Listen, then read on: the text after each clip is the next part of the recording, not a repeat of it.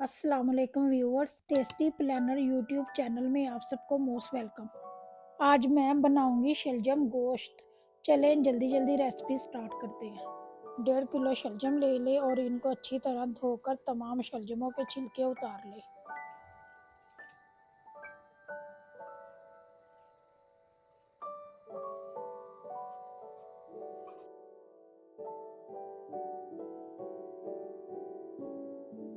छिलके उतारने के बाद तमाम शलजमों के 4-4 पीस कर लें।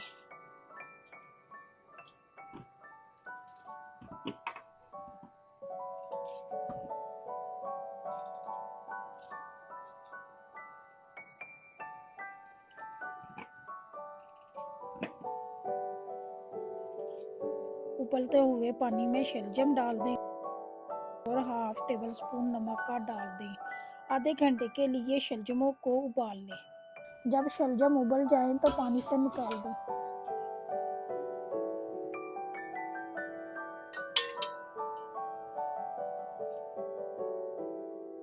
शलजमों को मैश कर लें। कढ़ाई में आधा किलो मटन का गोश्त डाल दें।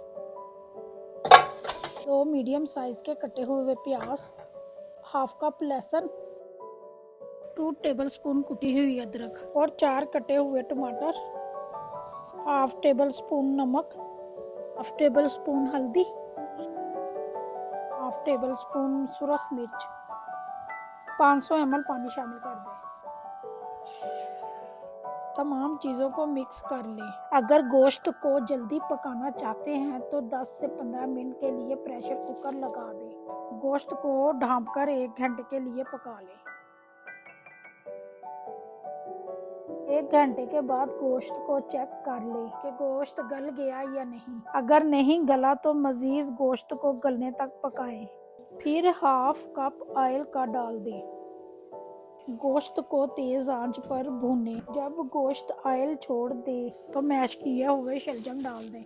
शलजमों को अच्छी तरह मिक्स कर लें। फिर हाफ टेबल स्पून काली मिर्च पाउडर, हाफ टेबल स्पून गरम मसाला, हाफ टेबल स्पून चीनी डाल दें। थोड़ी सी चीनी डालने से शलजम मीठे नहीं होंगे, लेकिन शलजमों का खारापन वो खत्म हो जाएगा। ये एक टिप है। अगर आपको चीनी नहीं डालनी तो इसे स्किप भी कर सकते हैं। शलजमों को तेज आंच पर पकाएं ताकि शलजमों का पानी खुश्क हो जाए और तमाम मसाले और गोश्त का फ्लेवर भी शलजमों में आ जाए।